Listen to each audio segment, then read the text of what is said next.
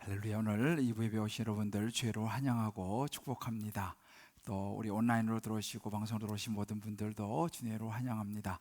우리 한번 좌우로 바라보시면서 한번 환한 미소로 인사했으면 좋겠습니다. 이제 마스크를 좀 이렇게 다 벗으니까 너무 보기가 좋습니다. 정말 귀한 분이 오셨네요. 한번 인사합시다.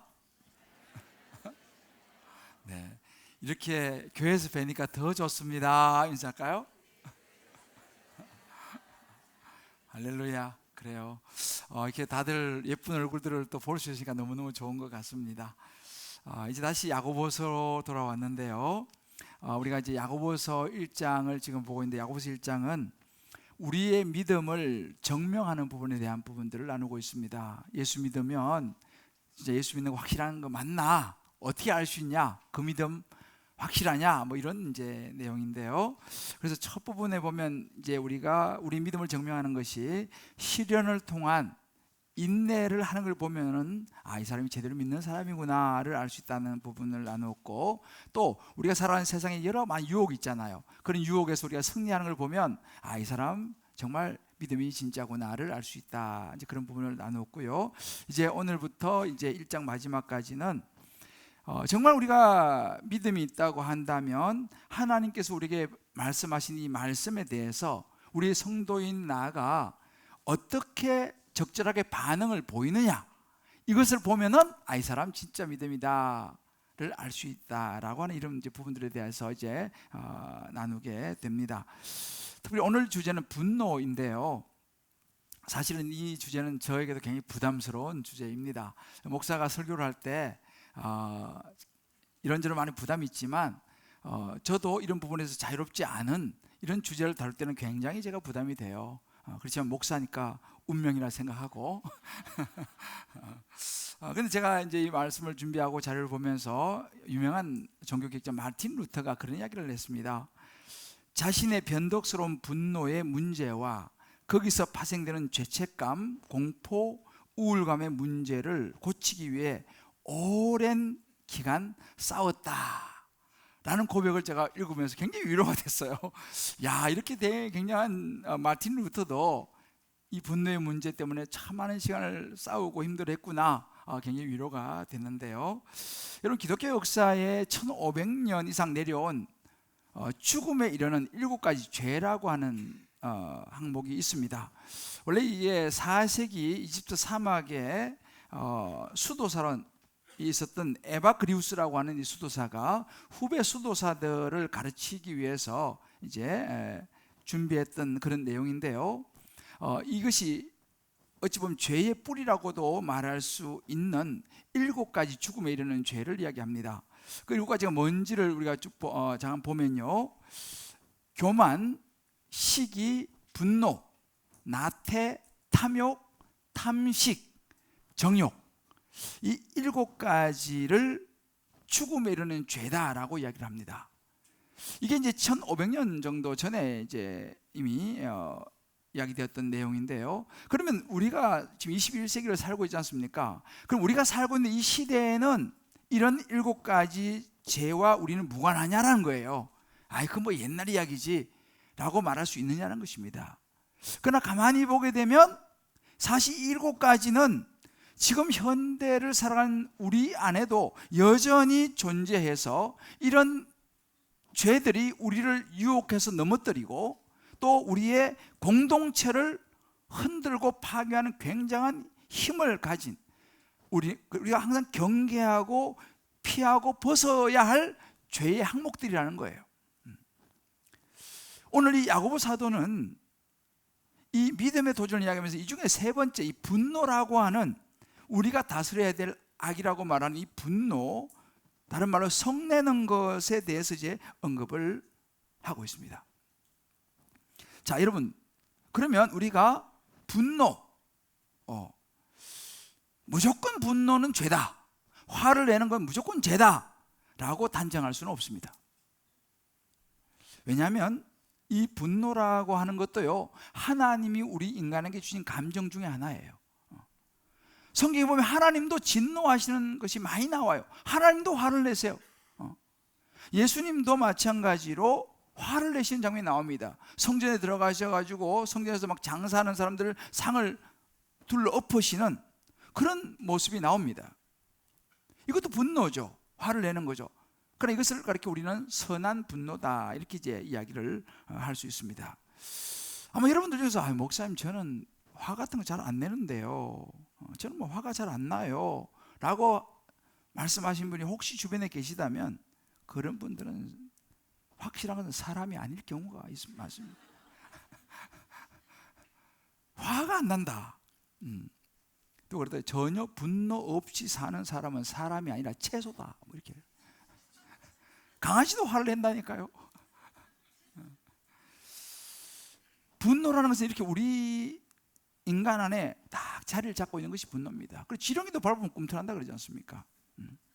그러니까 그렇지만 오늘 이 야고보가 언급하는 이 분노는요, 어떤 선한 분노보다는 우리로 하면 죄를 짓게 하는 그런 분노, 잘못된 분노, 이 죽음에 이르게 하는 이 죄의 중에 하나를 지금 야고보 사도가 언급을 하고 있습니다.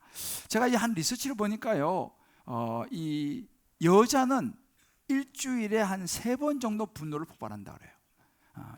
근데 남자는 한 6번 정도 분노를 폭발한다고 합니다. 그런데 왜 그러냐 보니까 여자는 주로 사람에 대해서 화를 내게 된다는 거예요. 그런데 남자는 주로 일 때문에 화를 낸다고 합니다. 그리고 또 통계를 보니까 결혼한 사람보다는 혼자 사는 분들이 2배 정도 더 많이 화를 낸다고 그래요. 그리고 남자들이 여자들보다 화를 낼 때 몸을 더 많이 2배 이상 사용을 한다 라는 통계입니다. 그리고 특별히 또 어디서 화를 내냐 보니까 밖에서보다는 집에서 화를 많이 낸대요. 집에서. 이 장소도 보니까 최근에 우리 지금 사회에서 참 안타까운 게 뭐냐면, 최근에도 20대 여성이 자기 또래 여성을 살해해서 시신을 훼손한 사건. 왜 그랬습니까? 살인하고 싶어서. 또 귀가하던 여성, 모르는 사람인데 따라가서 무차별적으로 폭행한 부산 돌려차기 범죄. 그래서 우리는 우리 지금 사회를 분노 사회라고 이야기를 합니다. 다들 화가 나 있다는 거예요. 자, 옆에 한번 보세요. 화가 나 있는 것 보입니까? 어떻습니까? 우리가 사는 시대는 이 분노, 화가 나 있다는 거예요. 자, 그러면 왜 이렇게 우리가 화를 내고 분노하는 이유가 뭐냐를 보니까 그 중에 이제 몇 가지가 뭐냐면, 우리가 사는 세상이 너무 불안하다는 거예요. 상황이 불안하고 미래가 불안하고, 또 우리 삶이 너무 고단하다는 거예요. 피곤하다는 거예요. 끊임없이 어떤 경쟁 사회에서 어떤 걸 성취해야 되니까, 남보다 더 많이 벌어야 되니까 더 일찍 일어나고 더 늦게 자고, 이런 것이 피로가 가득 쌓인다는 것입니다. 이 삶의 고단함과 또 이런저런 일로 스트레스가 많다는 거예요. 그리고 우울하다는 거예요. 이런 것들이 이제 분노, 화가 나는 이유 중에 이제 한 부분들인데요. 통계적으로 보니까 이 미국 사람 같은 경우는 60% 이상이, 전 국민입니다. 전 국민의 60% 이상이 우울증약을 적어도 한 번 이상 복용했다라고 하는 사례를 보았습니다. 우리나라도 마찬가지겠죠. 그만큼 우리 세상이 우울하다는 거예요. 화가 난다는 거예요. 스트레스가 많다는 것입니다. 자, 그러면 여기서 이제 이 야고보 사도가 얘기하는 것은 뭐냐면, 이것이 우리가 사는 세상이라는 거예요. 고단하고 스트레스 많고 우울하고 이런 세상 속에 예수 믿는 우리도 살고 있다 이 말입니다. 그렇다면 세상 사람과 예수 믿는 사람이 뭔가 달라야 되는데, 똑같은 세상 속에 살면서 예수 믿는 사람으로 살아간다는 것은 도대체 뭐냐라는 것입니다. 이 화두를 지금 야고보 사도가 던지는 거예요. 진짜 믿음이라고 하면, 진짜 예수 믿는 사람이라고 하면, 그런 똑같은 세상에 정말 이 분노 사회에 살고 있지만, 실제 예수 믿는 사람은 삶 속에서 그 분노를 다스릴 수 있어야 한다는 거예요. 똑같이 화내고 똑같이 분노하는 사람, 뭐 예수 믿는 사람이 알면서 다를 게 뭐가 있냐는 거죠. 야고보 사도가 오늘 19절에서 이렇게 말합니다. 내 사랑하는 형제들아 너희가 알지니 라고 말합니다. 여기서 알지니라고 하는 요 말의 원래 의미는요, 여러분들이 이미 알고 있다는 걸 내가 압니다, 이런 의미를 가지고 있어요. 여러분들이 이미 알고 있다는 걸 내가 아는데 그래도 여러분 이거 다시 들어야 합니다 라는 의미예요. 다 안다고 생각하지만 다시 이걸 되새김질 해야 된다라고 하는 이야기를 야고보 사도가 이야기하고 있습니다. 여러분 사실 우리도 그러지 않습니까? 분노, 화내는 거 그거 안 좋습니다. 모르는 사람이 어디 있어요? 다 알죠. 여러분들도 초등학생들한테도 물어봐도 다 압니다. 아유 목사님 화내는 거 안 좋아요, 분노 안 좋죠. 다 아는 이야기예요. 그렇지만 오늘 야고보 사도가 얘기하는 거예요. 다 아는 이야기지만 그 이야기를 또다시 들어야 된다는 거예요. 왜? 잘 안 되기 때문에. 이런 분노의 마음이 우리 안에 있는 이것이 잘 소화가 안 되기 때문에. 그리고 우리 부모님들 그러지 않습니까? 사랑하는 자녀들에서 했던 말 또 하고 했던 말 또 하고 그러지 않습니까? 왜 그렇습니까? 잘 되면 이야기할 필요가 없잖아, 그죠? 야고보 사도가 내가 알고 있지만 또다시 말한다는 거예요. 자, 그러면 왜 우리가 화를 내는 것이 그렇게 경계를 해야 될 부분이냐라는 거예요. 이유가 있습니다. 오늘 20절 말씀 보게 되면 예수 믿는 사람들이 화를 내고 성내는 것이 좋지 않다는 것은 뭐냐면, 경계를 해야 되는 것이 뭐냐면, 사람이 성을 내는 것이 하나님의 의를 이루지 못한다는 거예요. 우리가 화를 내는 것이 영혼 구원에 도움이 안 된다 이 말입니다. 우리가 예수 믿는 사람이 막 화를 내고 막 세상에서 똑같이 하면 그런 모습 보고 누가 예수 믿겠냐는 거예요. 하나님의 자녀라고 하면서, 예수 믿는다고 하면서, 목사라고 하면서, 교회 다닌다고 하면서 똑같이 화를 내고 그렇게 한다면 그것이 어떻게 하나님의 의를 이루겠느냐 라고 야고보 사도는 이야기합니다. 자, 그렇다면 그렇다고 우리가 그럼 화를 안 내고 살 수 있느냐? 목사님은 어떠세요? 이렇게 여러분 물어보시면 전 개인적으로 거의 불가능한 것 같아요. 그럼 모르겠죠. 아이 목사가 화를 내면 됩니까? 그런데 화가 나는 걸 어떻게 해요? 목사인데도 제가 목사님 30년이 다 돼갑니다만 화가 나는데 어떡하겠습니까?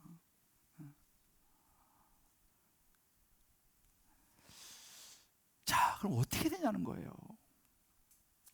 야고보 사도가 이 부분에서 이야기를 하고 있습니다. 화가 나는 거 어쩔 수 없다면 화를 다스려야 된다는 거예요. 분노를 다스릴 대책을 마련하라는 거예요. 그래서 저는 오늘 이 시간 이 말씀을 통해서 저와 여러분, 또 우리 방송으로 온라인 들어오신 모든 분들도 이 분노에 대한 부분들을 성령께서 깨닫게 해주셔서 이 분노를 잘 처리할 수 있는 지혜와 은혜를 얻게 되기를 주의 이름으로 축복합니다. 자, 분노를 화를 안 낼 수는 없다면 처리를 어떻게 할 거냐? 분노를 처리하는 방법을 야고보 사도는 첫 번째 이렇게 말합니다. 분노를 지혜롭게 풀어내라는 거예요. 분노를 지혜롭게 표출하라는 거예요. 여러분 화가 나면 어떻게 푸세요? 아마 다 다를 거예요. 어떤 분들은 막 먹는데요. 먹는데요. 그리고 잔대요. 이런 분들은 대체로 조금 이렇게 약간 몸이 무게가 나가는 경향이 있죠. 어떤 분은 난 사우나 갑니다. 어떤 분들은 주변에 만만한 사람 붙잡고 그냥 한판 싸운다.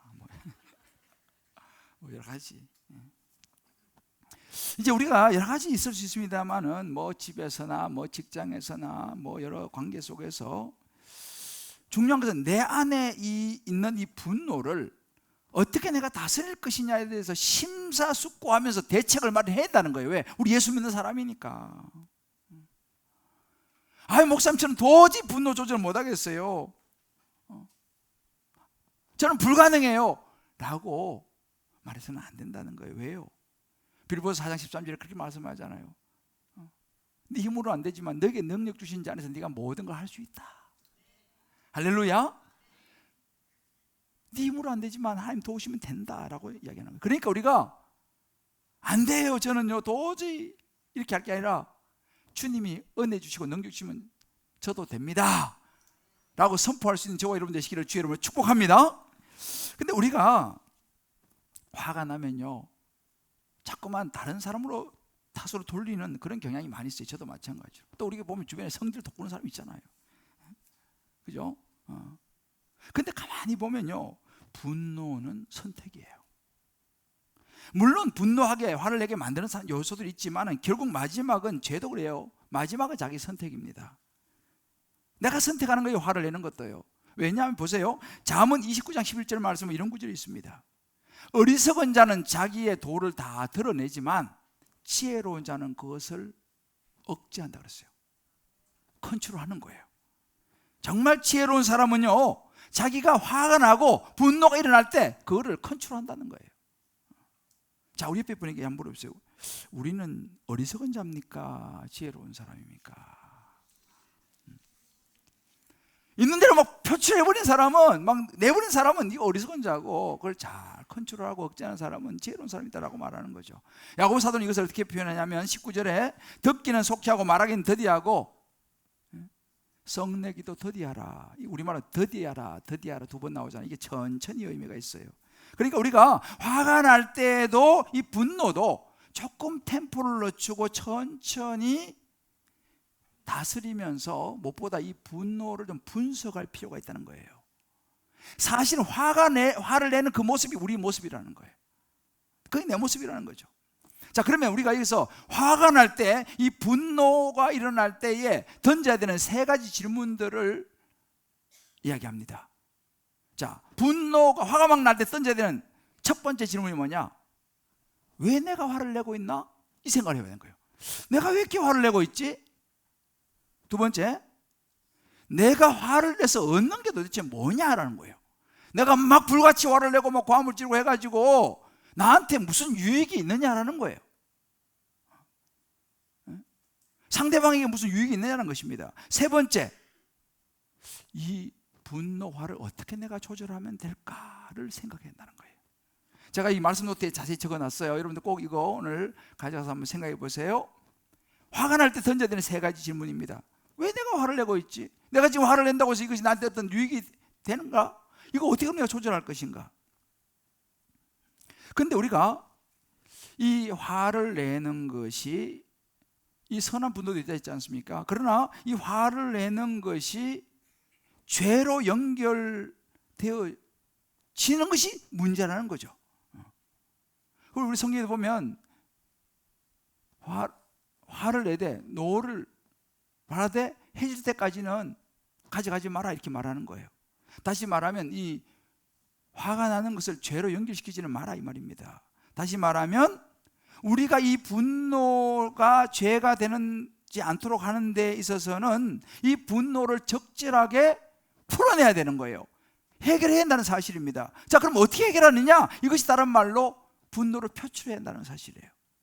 분노를 지나치게 억누르지 말라는 거예요. 가슴에 꽉꽉 막 화가 나는 대로 꽉꽉 누르고 하면 건강에 해롭다는 거예요.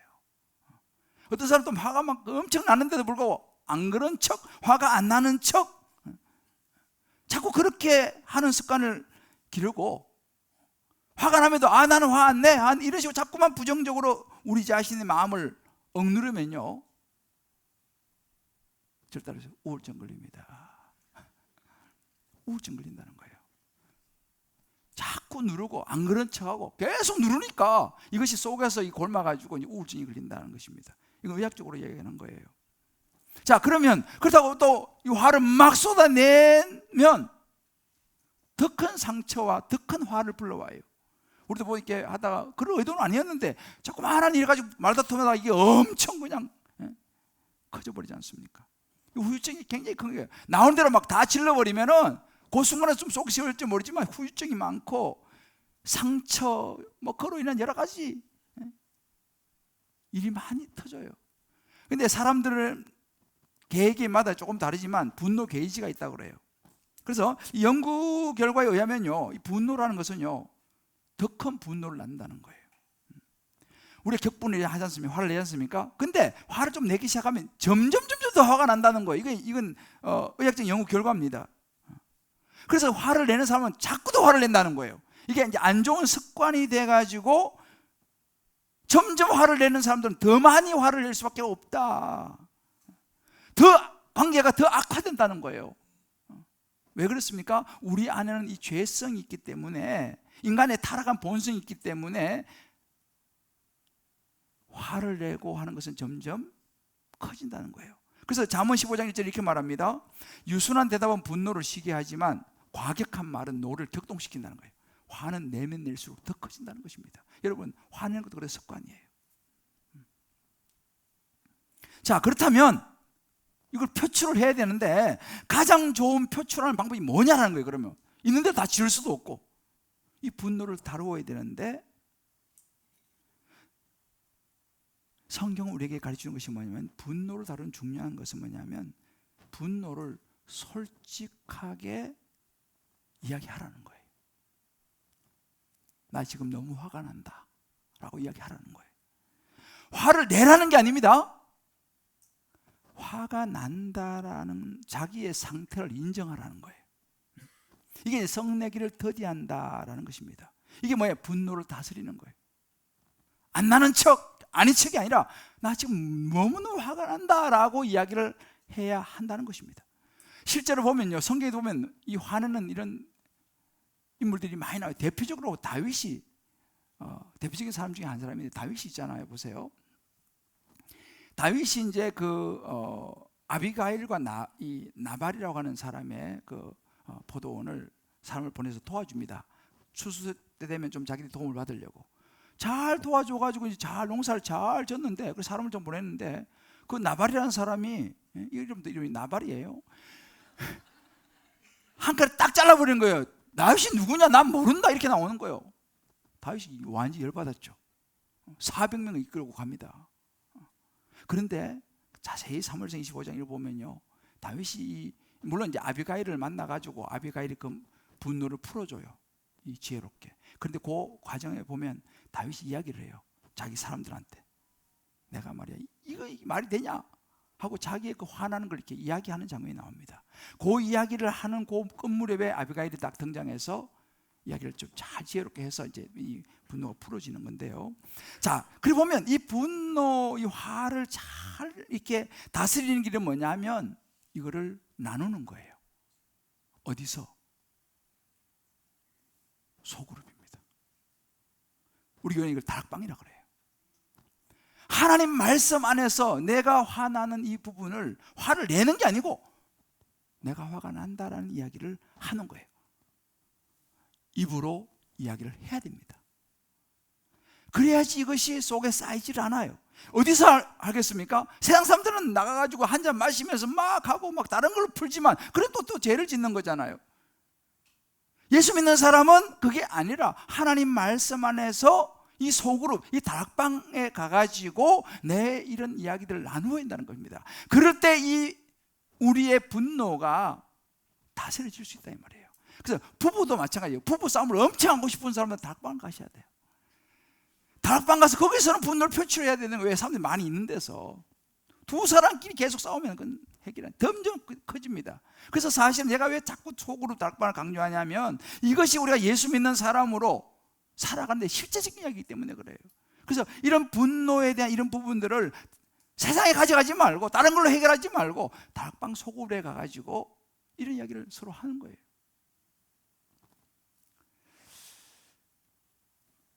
그래서 여러분, 소그룹이 다락방에서 분노를 내가 풀어내는 것이 너무너무 중요하다. 이것이 분노를 처리하는 첫 번째 방법이고요. 두 번째는 상한 마음을 인식하는 게 중요합니다. 분노는 어디서 나오냐면 마음의 깊은 뿌리에서 나와요. 분노는요. 여러분 가만히 보세요. 화가 나는 경우를 가만히 한번 들여다보면 언제 우리가 화가 납니까? 무시당한다고 느낄 때 화가 납니다. 자존심이 상해지면 굉장히 화가 나죠. 내 말하는 대로 자녀가 그대로 안 하지 않습니까? 우리는 막 화가 납니다. 또 뭐하다 내 뜻대로 안 되지 않습니까? 막 화가 납니다. 어떤 일을 굉장히 추진하다가 새벽부터 늦은 밤까지 막 죽으라고 했는데 그 성과가 안 나. 화가 납니다. 누군가로부터 배신당했을 때 엄청 화가 납니다. 억울한 일을 당했을 때 화가 납니다. 여러분 보세요. 인류의 최초의 살인이 어디서 시작됐습니까? 가인이 동생 아벨을 죽였습니다. 왜 죽였습니까? 분노가 너무 컸어요. 왜? 하나님이 자기 동생 재산을 받고 자기 재산을 하나님 안 받으시니까 하나님을 향한 분노도 있지만은 그 동생이 미운 거예요. 왜? 자기보다 더 잘났으니까. 근데 여러분 가만히 보세요. 이런 화가 나는 뿌리, 분노의 뿌리를 가만히 들여다보면요, 거기에는 뭐가 있냐면 오늘 야고보 사도 14절에 말하는데 우리 마음 깊은 곳에는 우리의 욕심이 있어요. 우리의 정욕이 있습니다. 내 중심으로 모든 것이 되고 싶은 욕망이 있어요. 다 내 생각대로 돼야 되는 거예요. 내가 원하는 대로 돼야 되는 거예요. 그게 안 되면 화가 나는 거예요. 여러분 부부도 가만히 보세요. 부부가 왜 싸웁니까? 부부 싸움도 가만히 보세요. 우리 남편들 같은 경우는 하루 종일 일하고 무슨 생각하면 집에 가서 쉬어야겠다 그 생각하는 거예요. 그 안에 그 마음이 욕망이 집에 가서 푹 쉬는 거예요. 그런데 부인은 어떻습니까? 하루 종일 집에 수고하고 남편 하면 뭔가 좀 이야기도 조곤조곤 좀 하면서 나한테 좀 쌓인 거 이거 좀 풀고 싶어. 함께하는 시간을 갖고 싶어. 근데 남편은 와서 쉬고 싶거든. 부인은 이야기하고 싶거든. 뭐예요? 두 사람의 생각, 욕망이 충돌을 일으키는 거예요. 그건 뭐예요? 부부싸움이 되는 거죠. 그래서 다 부부싸움이 그렇게 일어나는 겁니다. 서로의 생각이 충돌하는 거예요. 나는 쉬고 싶고, 나는 좀 대화하면서 친밀한 시간을 보내고 싶고, 그런데 거기서 서로가 자기 것을 양보하지 않으니까 충돌이 일어나면서 부부싸움이 터지는 거 아니에요. 가만히 그 뿌리를 보게 되면요, 결국은 뭐예요? 화를 내는 건 다 자기 중심인 거예요. 자기 욕심인 것이죠. 야고보가 이 부분을 어떻게 표현하냐면 21절에 이렇게 말합니다. 모든 더러운 것과 넘치는 악을 내버려야 된다 이렇게 표현합니다. 여기서 말하는 더러운 것과 넘치는 악, 이 부분이 뭐냐면 다른 말로 상한 마음인 거예요. 내 중심인 거예요. 이게 이제 죄와 연결되는 부분입니다. 물론 여기는 이제 도덕적인 이런 영역도 있고 하는데, 우리가 화를 내면요 사람이 방향 감각이 상실해 버려요. 정상적인 사고가 조금 어려워집니다. 이걸 누가 노리느냐? 사단이 이걸 노리는 거예요. 그래서 그 화를 내므로 인해 가지고 부부 관계가 깨지게 만들고, 부모 자식 간의 관계가 깨지게 만들고, 많은 관계가 깨지게 만드는 거예요. 왜요? 사단이 그걸 원하고, 그래야지 그것이 죄가 되니까. 결국은 이렇게 해서 우리의 영혼이 망가지기 시작하게 되면요, 이것이 이제는 죄와 연결이 되는 거죠. 그래서 사실은 우리가 이렇게 막 화가 날 때는 우리 안에, 내 마음에, 내 욕구가 상한 마음이라는 것을 내가 인식을 할 필요가 있어요.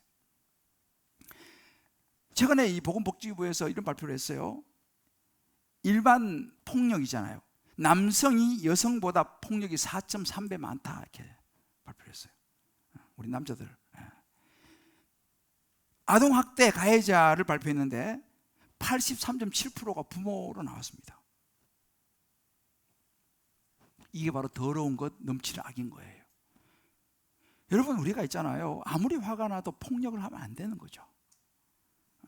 아무리 속이 상해도 아동학대를 하면 안 되는 거죠. 이제 이런 것이 더러운 것과 넘치는 악이 되는 거예요. 근데 사실은요, 요즘 이런 83.7%라는 것은 대부분의 부모가 그런 경향이 있다 이 말이에요. 이게 우리가 사는 세상이라는 것입니다. 아니, 사람들 다 그런데 뭘. 그래서 바울이 로마서 12장 2절에 이렇게 말하는 것입니다. 너희는 이 세대를 본받지 말고, 라면 이 영어로는 the pattern of this world예요. 이 세상의 패턴. 세상 사람들, 예수 안 믿는 사람들은 뭐 애를 학대하고 뭐 폭력하고 뭐 요즘 그래서 하는 거 아니야? 라고 말하지만 너희 예수 믿는 사람들은 그래서 안 된다는 거죠. 너희는 이 the pattern of this world, 이 세상의 패턴을 본받지 말고 마음을 새롭게 함으로 변화를 봐야 된다. 예수 믿는 사람은 마음이 달라져야 된다는 거예요. 할렐루야. 예수 믿으면서 계속 이전에 했던 것처럼 폭력을 행하고 애들을 막 학대하고 이거 안 된다 이 말입니다. 여러분 보세요. 이 바울이 하는 이야기 그렇습니다. 예수를 믿은 후에는 예수 믿기 전에는 뭐 어쩔 수 없는 거지만 예수 믿었다면 이제는 이전에 내가 막 자꾸 화를 내는 습관을 버려야 된다는 거예요. 이게 더러운 악이라는 거예요. 넘치는 악이라는 것입니다. 자꾸 화를 내는 스타일, the pattern of this world. 세상은 다 그런데요. 세상이 그렇다 하더라도 우리는 예수 믿었다면 이제 그런 패턴을 버려야 한다는 거예요. 여러분, 분노의 핵심이 뭔지 아세요? 분노의 핵심은 내가 옳다는 이야기예요. 내가 옳다는 거죠. 여러분, 가만히 보세요. 누가 화를 많이 내느냐? 자기 스스로가 잘났다고 생각하는 사람이 화를 많이 내요. 죄송하지만 또 많이 배운 사람이잖아요. 실력 있는 사람들. 그런 사람들이 화를 내는 거예요. 왜? 나는 옳다 이거죠. 자기 의가 강한 사람, 이럴 사람은 자기 의가 강할수록요 완고하고요 상대방을 받아주지 못합니다. 이 목사가요, 저도 이게 참 목사들이 자기 의가 강해요. 목사는 항상 옳다는 생각이 있잖아요. 저도 그런 생각이 참 많았어요. 지금도 뭐 전혀 없는 건 아니에요. 목사는 항상 옳다 생각하니까 딴 사람은 다 틀린 거예요. 나는 맞아. 그러니까 목사인 제가 화가 나는 거예요. 물론 열등감이 많은 사람들도 화를 내면서 자신을 커버하기도 해요. 이게 왜 보통 세상의 경우예요. 그리고 여러분, 제가 가끔 말씀드리잖아요. 부모님이 공부 잘한 부모 밑에 자란 자식은 힘들어요. 왜? 자기는 공부를 너무 잘했기 때문에 자식이 공부 못하는 걸 이해를 못한다니까. 자기는 공부를 못 해본 적이 없으니까. 그런 면에서 우리 아이들은 참 좋아요.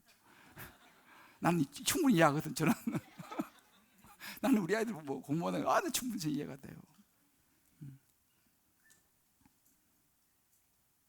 의외로 자기 의가 강한 사람이 화를 많이 냅니다. 바울이 그러는 거예요. 그 마음이 변화를 받아야 된다는 거예요. 왜? 예수 믿으니까. 이제는 the pattern of this world, 이 세상의 패턴을 따라서는 안 된다 이 말이죠. 여러분, 다윗도 참 화가 많이 난 사람. 다윗도 13년을 도망다녔으니 얼마나 상처가 많고 얼마나 힘들었겠어요. 다윗도 화가 많이 났겠죠. 근데 다윗이 시편 51편에 보면 이렇게 말합니다. 내 속에 정한 마음을 창조하여 주소서. 하나님, 내 마음에 분노가 많고 하니 내 속에 정한 마음, 하나님, 저도 이제는 정결한 그런 마음을 제 안에 갖게 해달라고 기도하는 그런 모습이 나와요. 이런 기도를 우리가 해야 되는 거예요.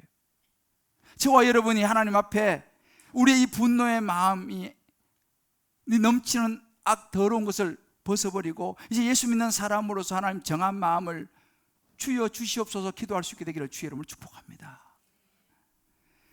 예수님도 마찬가지예요. 예수님의 사역을 가만 보면요, 정말 이런 상한 마음들을 많이 만지시는 사역을 많이 하셨어요. 성경에 보면 이 삭개오 같은 사람들은 상처가 많잖아요. 세금 받아가지고 이스라엘 백성한테 매국노라 이야기 들으면서 뒤에서는 전부 수군수군하고 얼마나 그 상처가 많아요. 돈은 많았지만 얼마나 상처가 많았어요. 그런 삭개오를 불러서 내가 네 집에 가겠다 그러면서 삭개오를 위로해주고, 그 보면 우리가 놀랍게도 우리 하나님은요, 우리의 이 상한 마음을 이렇게 바꿔주시는, 우리 가끔 무슨 몸이 크게 아프면 이식수술을 받지 않습니까? 우리 마음을 이식시켜주는 그런 역할을 하신 분이 하나님이에요. 저도 사실은 참 부끄러운 이야기지만은 보기보다는 화를 많이 내는 사람이에요. 그래, 안 보시나요? 제가 한때 화가 굉장히 많이 난 때가 있었어요. 이상하게 막 화가 너무 나는 거예요. 큰일도 아닌데 막 자꾸 화가 나고 그러는 거예요. 그래서 제가 이제 그러니까 제 옆에 있는 어떤 우리 한 용감한 전도사님이 목사님, 어느 교수님 좀 찾아가 상담 좀 받아보라는 거예요. 처음에 그 말 들으면 기분이 좀 안 좋은 거예요. 뭐 사람이 화도 낼 수 있지. 또 나 바쁜데. 그 내가 막 생각하다가 그래, 한번 찾아가 보자. 그래서 그 상담학 유명한 교수님을 내가 찾아갔어요. 근데 여러분, 상담의 효과는 돈을 내야 되더만요. 보니까 돈을 좀 많이 받더라고요. 그래서 돈 내고 상담을 받기 시작했어요. 상담을 이제 한 기간 동안 받았는데, 쭉 받으면서 이제 그 교수님이 이런저런 질문을 하고 이렇게 하는 거예요. 그러면서 제가 뭘 알게 되냐면, 제가 교회에 이런저런 어려움을 겪으면서 제가 큰 상처를 받은 거예요. 그래서 나도 모르게 내 안에 트라우마가 생긴 거예요. 나는 몰랐지만. 그래서 정말 여러 가지 내 안에 이 상처로 인한 트라우마가 생기고 사람들이 막 미워지고 그런 그 상처로 인해서 막 한 번씩 불끈불끈 올라온 이 분노 이런 것들, 저는 그걸 몰랐는데 그 교수님하고 상담을 받으면서 쭉 이야기하다 보니까 내가 그걸 알게 됐어요. 내 안에 이 상한 마음이 있구나. 내가 그 일로 트라우마가 생겼구나. 이걸 내가 이제 인식을 하게 됐어요. 그러면서 또 무슨 생각을 하게 됐냐면 그 내 안에 생긴 그 미움과 그 트라우마 상처의 뿌리에는 내가 나를 주장하고 싶은 나의 욕심이 있었구나. 그것이 죄와 연결되었구나를 내가 깨닫게 된 거예요. 문제는 나에게 있었구나. 난 상대방에게만 계속 생각을 했는데 그게 아니라 내게 문제가 있었구나를 생각하고 깨닫게 된 거예요. 그러면서 그 상담 과정을 통해서 제가 많이 회복되기 시작했어요. 물론 완전히 없어진 건 아니지만은 하나님께서 그런 과정을 통해서 저를 만지시는 거예요. 내 안에 있는 그런 욕심들을 보게 하시고 죄를 보게 하시고 그 분노의 뿌리에 있는 것들, 그 상처를 보게 하시니까, 그러다가 인정을 하기 시작하니까 있잖아요, 회복이 되기 시작하더라고요. 물론 뭐 그렇다고 지금 뭐 전혀 없어진 건 아니에요. 지금도 한 번씩 올라오는데, 근데 이걸 인정을 하니까. 그래서 저는 이런 찬양 있잖아요. 우리 지난번에 불렀습니다. 주의 손이 고치시네 상한 우리의 마음을. 이런 찬양 참 너무 좋아요. 정말 주님의 손이 있잖아요. 우리를 고치시더라고요. 저를 고치시더라고요. 그런 은혜가 저와 여러분에게도 임하게 되시기를 주의 이름으로 축복합니다. 우리의 상한 마음을 인정할 수 있어야 된다는 거예요. 마지막 세 번째는요, 우리가 이 분노를 처리하는 방법이 뭐냐면 마음에 하나님의 말씀을 심어야 된다라고 야고보 사도가 이야기합니다. 오늘 21절 말씀 보게 되면 이런 말씀이 있습니다. 너희 영혼을 능히 구원할 바, 더러운 것과 넘치다가 이제 내버리고 너희 영혼을 능히 구원할 바 마음에 심어진 말씀을 온유함으로 받으라, 이렇게 말하는 거예요. 우리가 분노를 넘어서려면요, 분노를 처리하려면 우리 마음이 온유해져야 된다는 거예요. 우리 마음에 온유함이 있어야 한다는 것입니다. 자, 그럼 여기서 말하는 온유가 뭐냐라는 거예요.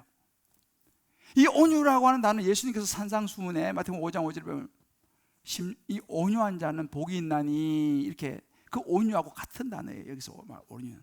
근데 우리 보통 온유라 그러면요, 이렇게 생각하잖아요. 그냥 아유 착하고 마음 순하고 성품 아주 부드럽고 누가 뭐 좀 싫은 소리도 잘 말도 못하고 이런 분위기 정도로 온유를 생각하는데, 사실은 예수님께서 말씀하시는 온유는 그런 부분도 없진 않지만 그게 아니라 원래 이 온유란 말은요, 헬라어로 프라우스라고 하는 단어예요. 프라우스. 이 프라우스라고 하는 단어는 언제 주로 쓰냐면요, 여러분 이 조련사가요 들판에 야생마를 잡아다가 이제 훈련시켜서 명마를 만들거든요. 그러면 이 조련사가 그 야생마를 잡아와가지고 가장 많이 사용하는 것이 프라우스라는 단어를 가장 많이 사용한다는 거예요. 그때 나온 이 단어가 이 프라우스, 온유예요. 뭐냐면 멈춰, 기다려. 말이 못 참는 거죠. 야생마인데 계속 흘러내면서 멈춰, 기다려. 앞에 먹을 걸 딱 두고도 프라우스, 멈춰, 기다려. 거기서 나온 단어가 온유입니다. 그러니까 이 온유라고 하는 것은 내 안에 있는 욕망과 본능대로 화가 나면 막 표출하는 것이 아니라 하나님이 주신 하나님의 말씀을 내 안에 담아가지고 그 말씀으로 나를 다스리고 그 말씀으로 나를 컨트롤하는 이 훈련이 된 마음을 온유함이라고 그래요. 이 온유함이 있어야지 이 분노를 다스릴 수 있다, 이 말입니다. 여러분, 이건 세상하고는 반대예요. 세상은 뭐라고 그럽니까? 네 마음대로 살아라. 아니, 그냥 생긴 대로 살아, 성향대로 살아라, 이렇게 말해요. 네 인생이 네 것 아니냐. 그래서 외국 사람들이 가장 많이 하는 말이 enjoy yourself라고 그래요. enjoy yourself. 하고 싶은 대로 하라는 거예요. 즐기라는 거예요. 나쁜 건 아니죠. 그런데 여러분 보세요. 우리는요, 우리 안에 이미 죄성이 있어요. 그러니까 우리가 하고 싶은 성향대로 살고 내가 하고 싶은 대로 하면요, 우리는요 이 죄의 본성이 나와가지고 충돌이 일어날 수밖에 없어요. 부부 싸움 안 하면 비정상이지. 왜? 각자 죄의 본성이 있기 때문에 그대로 그냥 하면 부부는 싸울 수밖에 없고, 부모 자식 간에도 싸울 수밖에 없어요. 주변 사람도 싸울 수밖에 없어요. 직장 동료 불협화음이 생길 수밖에 없습니다. 왜요? 세상은 그렇게 말해요. 네가 하고 싶은 대로 해라. 여자가 여자끼리 결혼하든지 남자가 하고 싶은 성향대로 이렇게 얘기하는 거예요. 왜 그렇게 얘기합니까? 그게 이제 사단이가 그렇게 만드는 거죠. 왜? 우리 제 본성대로 살아라. 그러면서 관계 깨지게 만드는 거죠. 그러나 하나님은 그렇게 말씀하지 않습니다. 온유함으로 살아야 한다. 하나님은 알아요. 우리를 그대로 본능대로 내버려두면요, 우리가 막 화내고 우리는 완전히 그야말로 그냥 다 깨지는 관계라는 걸 하나님이 아시기 때문에, 계속 부부가 싸울 걸 알기 때문에 하나님께서 말씀하시는 것은 뭐냐면, 너 네 마음대로 살아서는 안 돼. 네 성질대로 살아서는 안 돼. 그거를 하나님 말씀으로 다스려야 된다는 거예요. 하나님의 질서를 따라 다스려야 한다는 거예요. 그게 온유함이에요. 그래야지 가정도, 부부도, 관계도, 부모, 자식도, 사회도 지켜진다는 거예요. 회복된다는 것입니다. 그래서 지금 말씀하잖아요. 사랑은 오래 참고 사랑은 썩내지 않으면. 여러분, 이거는요, 자기의 의지가 들어가는 거예요. 이게 온유함에 컨트롤하는 거예요. 화가 나도 썩내지 않는 거죠. 그럼 이거 어떻게 가능하냐는 것입니다. 마태복음 12장 34절 이렇게 말합니다. 독사의 자식들아, 너희가 악하니 어떻게 선한 말을 할 수 있느냐? 마음에 가득한 것을 입으로 말한다 그랬어요. 마음에 뭐가 가득하냐에 따라서 우리는 말도 행동도 나온다는 것입니다. 그래서 오늘 말씀 보게 되면 뭐라고 말합니까? 너의 마음을 하나님의 말씀으로 심으라는 거예요. 너의 마음에 하나님의 말씀, 하나님의 사랑을 심으라는 거예요. 그래야지 그 하나님의 말씀이 너 마음에 심어지고 그 사랑이 심어지면 거기 안에서 나오는 것이 뭐가 온유가 나온다 이 말이에요. 여러분, 내 안에 내 생각, 내 의, 내 주장이 가득하면요, 결국은 그것이 충만히 나오게, 내 안에 그게 충만하면 그게 나와가지고 결국 싸우게 돼요. 그러나 내 안에 하나님 말씀이 가득 차 있으면요, 그 말씀이 나를 온유하게 만들고 나를 절제하게 만들어서 분노를 이겨낼 힘을 준다 이 말이에요. 하나님 말씀이 우리 안에 있을 때 하나님과 관계가 잘 좋아지는 거예요. 하나님 관계가 좋아야지만이 우리가 분노를 다스릴 수가 있어요. 다른 방법이 없어요. 오늘 이 말씀 하잖아요. 내 마음에 하나님 말씀이 심어져야 가능하다라는 거예요. 십자가의 말씀, 십자가의 복음, 예수가 충만해야지 가능하지, 안 그럴 방법이 없다는 거예요. 너의 영혼을 능히 구원할 바라고 표현하는 거예요. 우리를 구원할 수 있는 그 말씀, 하나님 말씀밖에 없다라는 것입니다. 그래서 베레아 사람들을 사도행 10장 11절 이렇게 말합니다. 베레아 사람들은 간절한 마음으로 말씀을 받고 이것이 그러나 날마다 성경을 상고한다 그랬어요. 다살로니가 1장 6절에 보게 되면 성령 기쁨으로 말씀을 받아. 2장 13절의 말씀 보면 그 말씀을, 하나님의 말씀을 받을 때 사람의 말로 받지 아니하고 하나님의 말씀을 받는다. 하나님의 말씀이 내 안에 가득 있어야 되는 거예요. 심겨져 있어야 되는 것입니다. 그래서 우리 분노를 우리가 다스릴 수 있다는 사실이에요. 사랑하는 우리 성도 여러분, 우리 마음에 하나님의 말씀을 심어야 돼요. 하나님의 은혜가 나를 주장하게 해야 됩니다. 제가 한 가지 적용만 여러분 말씀드리고 마칠게요. 제가 이 말씀 노트에 여러분 자세히 써놨으니까 가서 읽어보시고요. 여러분들이 소그룹 다락방에 가신 분들은 꼭 나누셔야 돼요. 너무너무 중요해요. 그리고 오늘 이거 가져가셔야 돼요. 여러분 가족들도 모여가지고 가족들도 한번 나눠보세요. 이 문제를 가지고. 목사 우리 집에는 전혀 싸우는 게 없어요. 그렇게 말씀하신다면 그건 사람이 아니라고.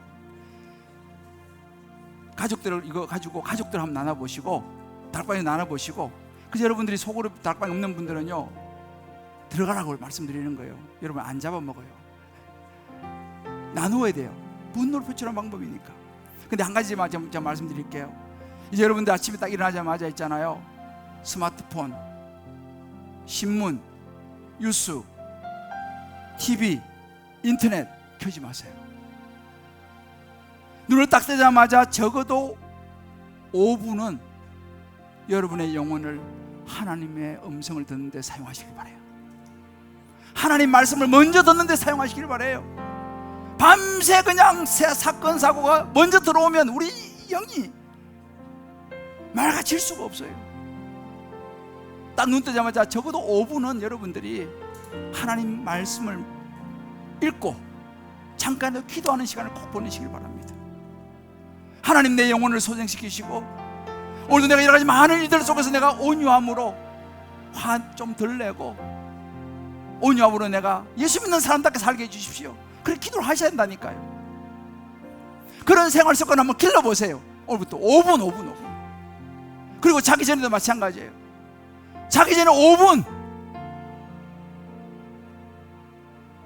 하나님 말씀 묵상하고 기도하면서 주무셔 보세요. 드라마 보다가 잠들면 밤새도록 드라마가 머릿속에 왔다 갔다 해. 인터넷 그 사건 보다가 잠들면요 밤새도록 그게 그냥 머릿속에, 그러니까 피곤한 거야. 아침에 하루의 마지막을 예수로 충만한 그런 하루를 마감해 보시길 바랍니다. 몇 분이라고요? 이 시간 우리 찬양을 하나 제가 부탁을 했어요. 이 찬양이 참 아마 잘 모르시겠지만 한번 들어보세요. 우리가 무엇으로 우리 마음이 충만할 때 이 분노를 넘어서서 온유함으로 살아갈 수 있는지 이 찬양 한번 들으면서 우리 같이 한번 듣고 기도 한번 마무리하겠습니다. 충만이라고 하는 찬양입니다.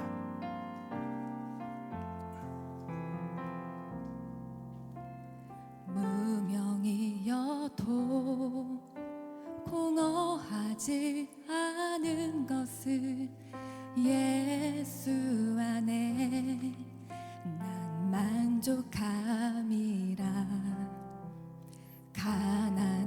가난하여도 부족하지 않은 것은 예수 안에 오직 나는 부요함이라. 고난 중에도 견뎌낼 수 있는 것은 주의 계획 믿기 때문이라. 실패하여도 일어설 수 있는 것은 예수 안에 오직 나는 승리함이라. 난 예수로 충만하네. 난 예수로 충만하네. 난 예수로 충만하네. 영원한 왕 내 안에 살아 계시네. 몸이 약해도 낙심하지 않는 것은 예수 안에 난 완전함이라. 화려한 세상 부럽지 않은 것은 난 예수로 충만함이라. 난 예수로 충만하네. 세상 모든 것들도 부럽지 않네. 난 예수로 충만하네. 영원한 왕 내 안에 살아 다 같이 부릅시다. 계시네. 예수로 충만하네. 난 예수로 충만해야 되는 거예요. 예수로 충만하네. 예수. 세상 모든 풍파도 두렵지 않네. 난 예수로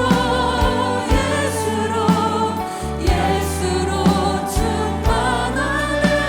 영원한 왕 내 안에 살아 다시 한 번 더. 계시네. 예수로 우리가 충만할 때에 분노를 이겨낼 수 있어요. 난 예수로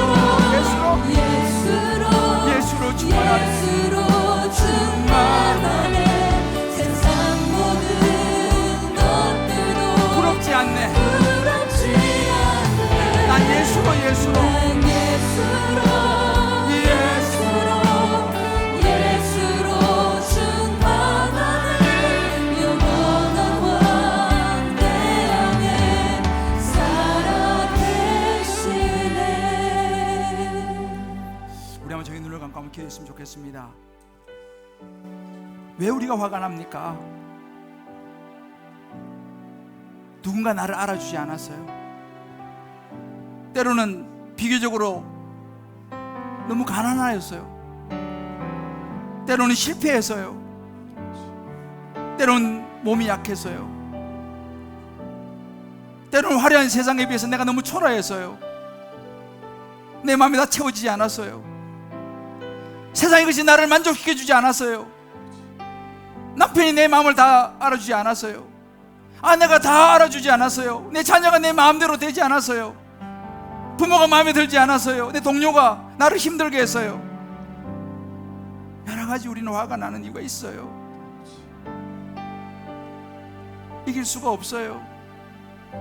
그러나 우리 안에 예수로 충만하면요, 나를 위해 십자가에 죽으시고 부활하신 예수님, 그 예수님의 말씀으로 내 안에 충만하면요, 우리는 온유함으로 살아가게 될 줄을 믿습니다. 아멘. 분노를 이겨낼 수 있을 줄을 믿습니다. 아멘. 처리할 수 있게 될 줄을 믿습니다. 아멘. 우리 한번 이 시간 각자 말씀 들으시면서 주신 음성 붙들고 한번 기도합시다. 도전이에요, 도전. 화 안 내는 게 어떻게 가능합니까? 믿음의 도전이라고 하는 거예요. 하나님, 내가 도전 한번 해보겠습니다. 아멘. 내가 이제 예수 믿는 사람처럼 한번 살아보겠습니다. 아멘. 어렵고 힘들지만 한번 말씀 붙들고 내가 한번 살아보겠습니다. 아멘. 우리 각자가, 요즘 혈기 안 부리는 것이 순교라고 그래요. 순교. 얼마나 힘들면요. 우리 한번 조용히 주의 이름 부르면서 각자 주신 음성 붙들고 우리 믿음의 결단 도전 한번 해보겠습니다. 주여, 주여. 하나님 아버지, 하나님 아버지, 하나님 아버지, 하나님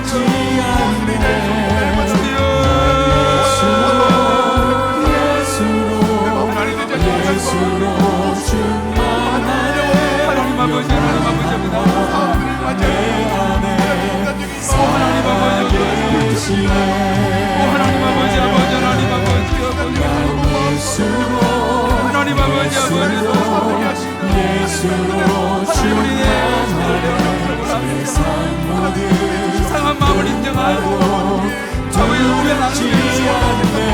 하나님 아버지, 하나님 아버지, 무엇보다 하나님 예수로 충만하여서 아버지의 분노를 아버지의 죄에 오늘 내게 도와주시고 하나님 예수 믿는 사람으로 아버지 믿음의 정답을 받아 살아가는 것을 원합니다. 하나님 도와주시고 원합니다. 예수로 충만하네. 세상 모든 것들도 하나님 도와주시고 두렵지 않네.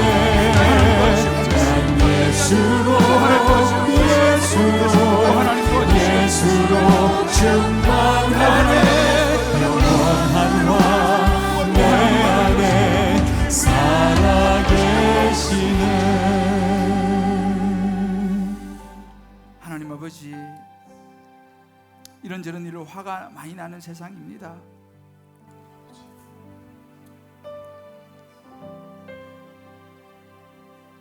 그러나 하나님, 오늘 말씀을 다시 붙들고 분노를 너무 온유함으로 살아가는 것이, 그게 예수 믿는 사람이라고 하셨습니다. 믿음의 도전이라고 하셨습니다. 하나님, 어려운 일이지만 우리 같이 마음과 도전의 걸음을 내딛게 하여 주시옵소서. 아멘. 십자가 생각하면서, 영혼 구원 생각하면서 노하기를 더디하고, 무엇보다 예수로 우리가 충만해서 그 힘으로 하나님 아버지 분노를 다스리고 풀어내는, 그래서 하나님 우리를 통해서 주변 사람들이 예수 믿는 역사가 나타나게 하여 주시옵소서. 아멘. 우리 자녀들이 예수 믿는 역사가 나타나게 하여 주옵소서. 아멘. 우리 부모가, 우리 주변의 사람들이 예수 믿는 역사가 나타나게 하여 주옵소서. 아멘. 예수로 충만하기를 간절히 소원하며 우리 결단을 받으시고 도우실 주님을 이름을 찬양하며 예수님의 이름을 기도합니다. 아멘.